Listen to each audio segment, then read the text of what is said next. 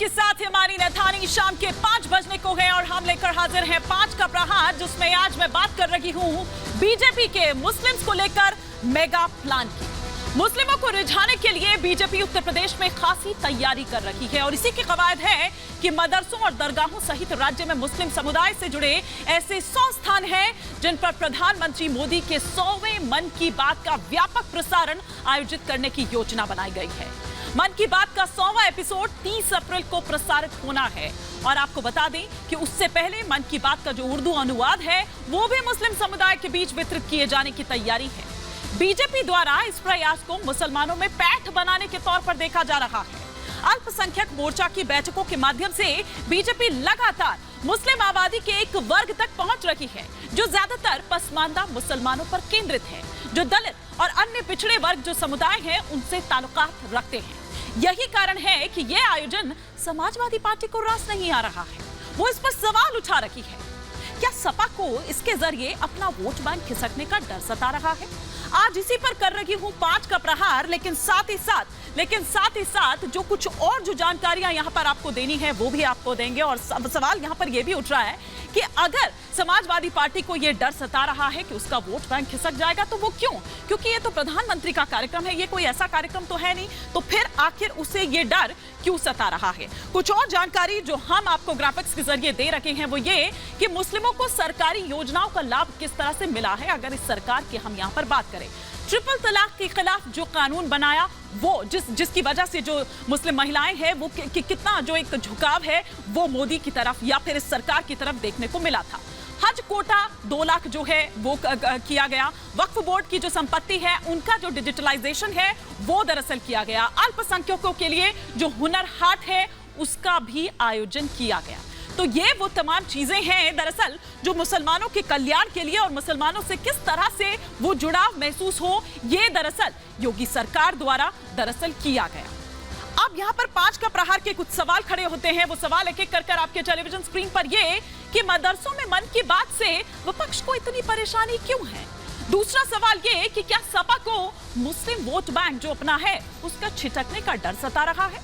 तीसरा सवाल ये कि मन की बात सुनकर क्या बदल जाएगा जो मुस्लिम वोटर्स हैं उनका मिजाज? यही डर है। चौथा सवाल ये कि 2024 के चुनाव में बीजेपी को क्या मिलेगा? मुस्लिमों का साथ।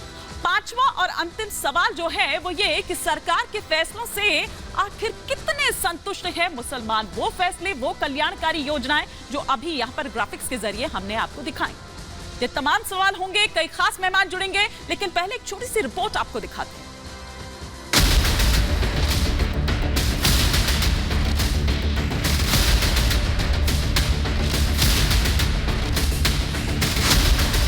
हम सबका साथ, सबका विकास, सबका विश्वास, सबका प्रयास के मंत्र को लेकर के आगे बढ़ रहे हैं।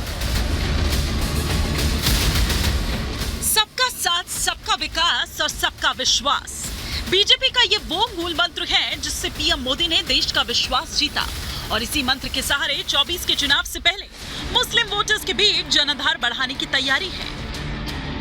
मुसलमानों का दिल जीतने के लिए बीजेपी जगह जगह पसमानदा सम्मेलन कर रही है, मुस्लिम विद्वानों के बीच जा रही है और अब पीएम मोदी की मन की बात के 100वें एपिसोड के प्रसारण पर उत्तर प्रदेश बीजेपी अल्पसंख्यक मोर्चा ने बड़ी तैयारी की है।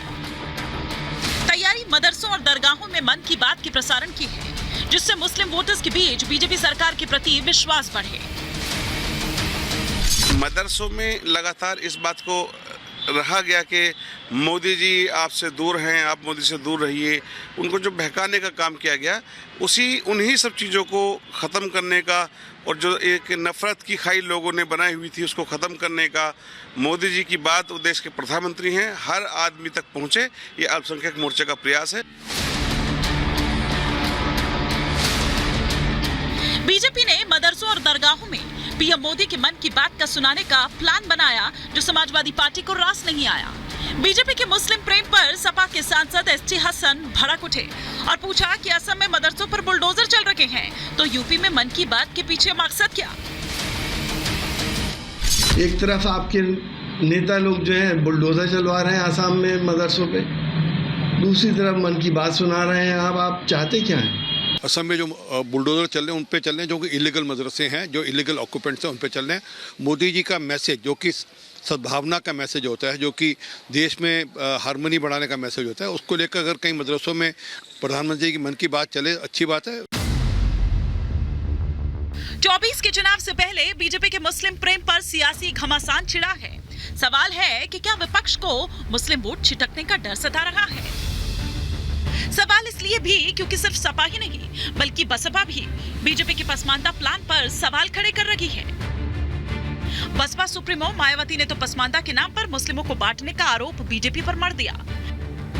राजनीतिक स्वार्थ की खातिर पसमानदा मुस्लिम समाज का राग अपना भाजपा व आरएसएस एंड कंपनी का नया सिगुफा बनकर लोगों के सामने आ रहा है। मुस्लिम समाज वास्तव में पहले मुसलमान हैं तथा उनके प्रति भाजपा की सोच कितना द्वेषपूर्ण व घातक है, ये किसी से छिपा नहीं है। बीजेपी के मुस्लिम प्लान पर सियासी संग्राम छिड़ा है, लेकिन इन सब के बीच सवाल है कि बीजेपी मुसलमानों के बीच जा रही है तो विपक्ष को इससे परेशानी क्यों है? क्या पीएम मोदी की मन की बात सुनकर मुस्लिम वोटर्स का मिजाज बदल सकता है? और सवाल ये भी कि सरकार के फैसलों से कितने संतुष्ट हैं मुसलमान? Bureau report, Republic Bharat.